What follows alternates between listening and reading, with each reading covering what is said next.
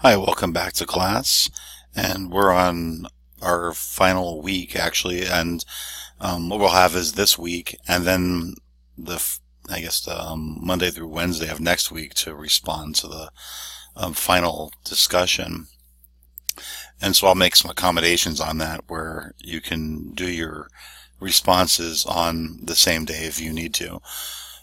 So this week we are on the final chapter, and we're drawing to an end to the class. So I just want to thank you guys for bearing with me and going through this class. I know it's very difficult doing an online class. You have to manage your own time, and you don't get to have the set class time. And especially the way I have it set up, where you have to log on 3 days a week and participate. I know that can be a little difficult, but like I said at the beginning, if you do that, you will have results and learn a lot from the class, and I really hope you have. So this week what we're going to do is we're going to wind down, and the last chapter is very short, and the corresponding quiz is very short as well. So you will be able to get through that very fast. And I'll just kind of go through our list here of what we have going on. So you're going to start off by responding to the week 15 discussion thread. And again, make sure you log on all these 3 different days and have your separate responses on each thread. So a total of 6 responses. And then we have a podcast we're going to listen to. It's very short, or you can read the transcript. If you read faster than you want to listen, that's fine. And then there's a letter I want you to read. And then we're going to do a discussion thread based on that. And finally, we have a quiz too. So there is a short quiz. I will add that to this sheet here so you can't see it, but it will be there. And then you're going to turn in your sociological biography assignment.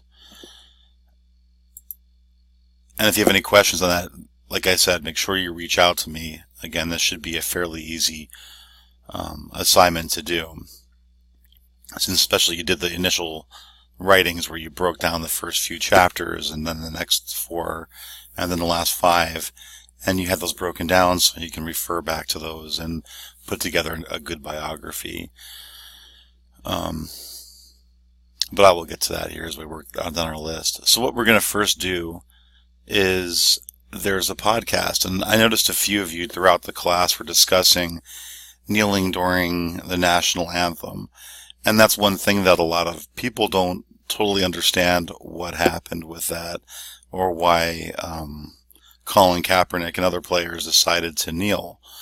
And so I have a podcast that gets to this because this is a very social discussion on what happened that brought him to be kneeling. And I think you'll be surprised on how that came about. And hopefully it makes you see things a little differently. So, I mean, it's easy to judge what someone's doing when they're protesting, or when they're standing or when they're standing up to a system with an act of civil disobedience. It is very easy to judge what they're doing, but it's important to also try to understand what's going on and what they're getting at and why they're possibly doing it. So I want you to listen to this podcast, and then there's a letter I want you to read from a Green Beret who wrote to Colin Kaepernick, and then we're going to use that for our discussion. So I'll show you how to watch the podcast, or how to listen to it. You just click on the link, it'll bring you to the podcast, and what you do is you click on the play button. It will play the podcast for you, or if you want, you can just go ahead and read through it. It's totally up to you. As we move through the chapter, there's the assignments. There's also an open letter, and that goes hand in hand with what happened here. So this is from the Army Times. This open letter written by Nate Boyer, and it's very interesting to read. I think it's people should try to read all this if they can. So what we're going to do is we're going to take this information and we're going to unpack it in our discussion. the way I see it is, what's the point of taking a class if you can't apply it to the real world? So we're going to try that here. And the reason I'm doing this particular case is because I've seen it discussed a few times in the discussion boards. And, that means that some people are either interested in it or it's just the first thing that comes to their minds when they talk about different things. So regardless, I decided to work that into the class. So what I want you to do is listen to the podcast, read the letter, and explain how this information could be related to topics covered in this class. As you remember from the earlier video with Patricia Hill Collins, she points out that sociology is a border science, and it's perfectly situated in the center to provide a better discussion of what's going on in the social world around you. So what you're going to do is you're going to use this as a border science and apply it. Okay, so that's the first discussion. Make sure you use the podcast. Again, it's very evident if you listen to it or not when you write this. So this is not your opinion on kneeling during the anthem. I want you to discuss what you learned and again apply it to the topics covered in the class. So it's not, like I said, it's not a discussion on your personal feelings. You can go ahead and discuss that if you want to a little bit, but the bulk of your discussion needs to relate back to sociology and to this podcast again. So make sure you do that. Then finally, we're going to do another initial post, and that's going to be on a main takeaway. So I tell you over and over again that this class relates to you and the real world. I want you to discuss your main takeaway from this class, or discuss a topic or idea that you felt was interesting, that we lightly touched on, that you wish we explored more. So in doing this, if there's something that we lightly spoke about, let's say a false class consciousness, and you wish we discussed this more, put that in there, and then explain how this information helps you have a deeper understanding of the world or a better understanding of yourself. The idea of using sociology is to be able to explain real world things. So again, make sure you discuss a main takeaway from the class, or you can discuss something that we didn't talk about quite enough in your opinion, and you're going to put a first post on that. And I like to use that kind of question to end up all my classes. The last thing I want you to do is finish a class and ask yourself, what did I just do? What did I learn?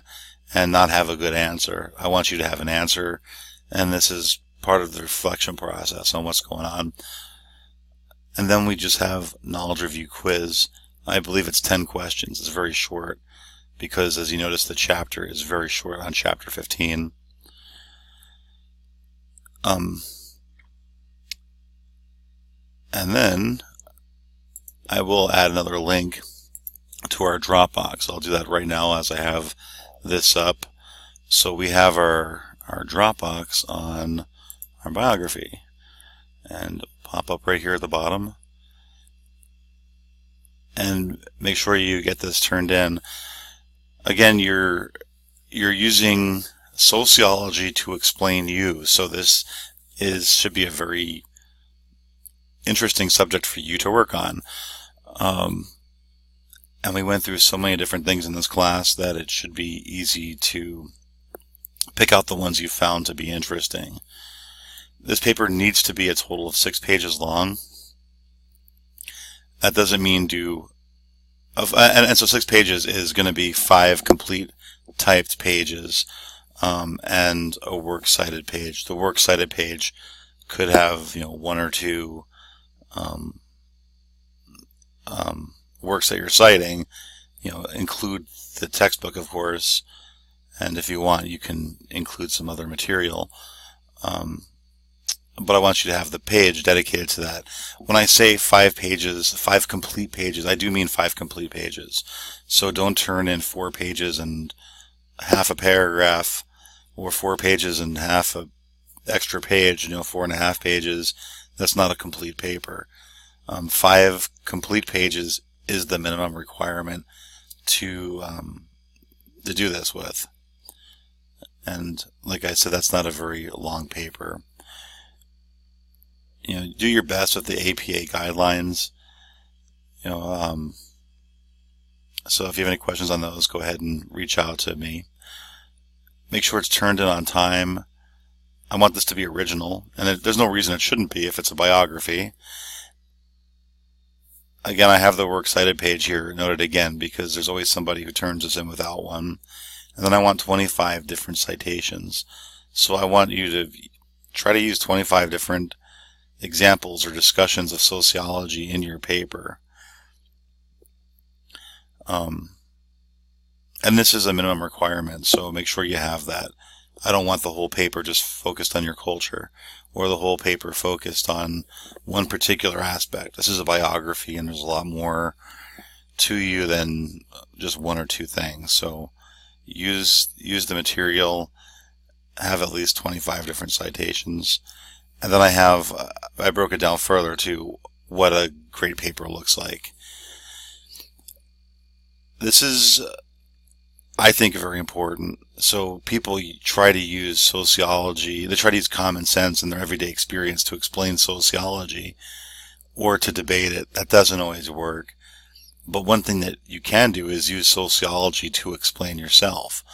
So, let's say if you're discussing religion, you can talk about your religiosity, how often you partake in religious ceremonies or you don't, and there you have a sociological concept being applied.